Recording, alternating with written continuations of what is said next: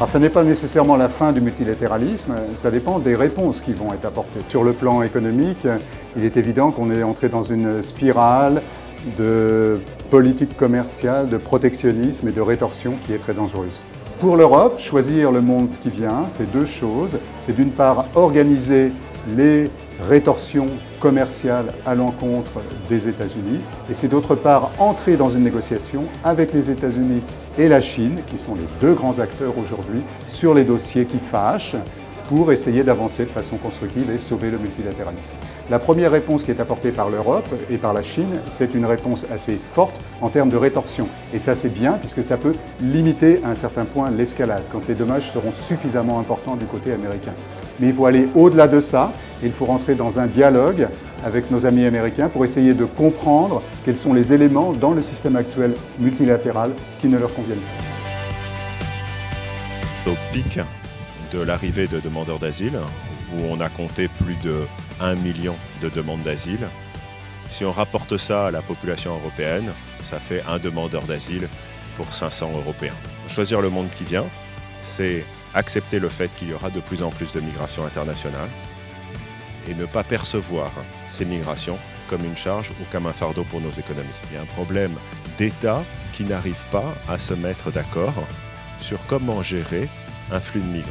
L'Europe, c'est un quart du PIB mondial.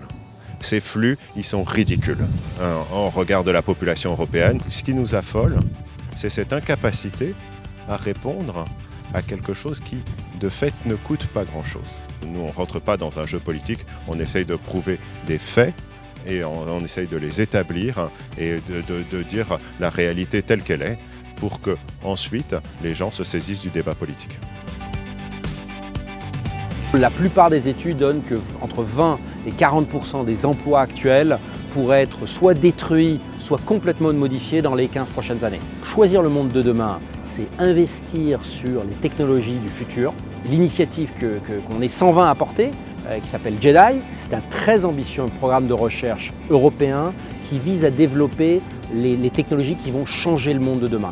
Que ce soit dans la vie privée, dans le travail ou les technologies environnementales ou médicales. Il faut créer un modèle qui est basé sur nos valeurs qui sont éthiques, humaines, une conscience très forte de l'environnement. Et ça, on peut le faire parce que les talents, ils sont chez nous. D'ailleurs, toutes les plateformes viennent nous les piquer.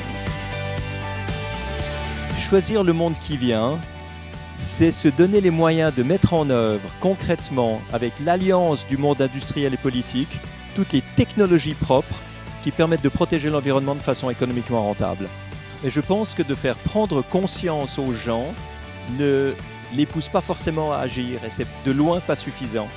Par conséquent, moi ce que j'essaie de faire sur le plan environnemental, c'est de montrer au gouvernement que la protection de l'environnement aujourd'hui peut être rentable.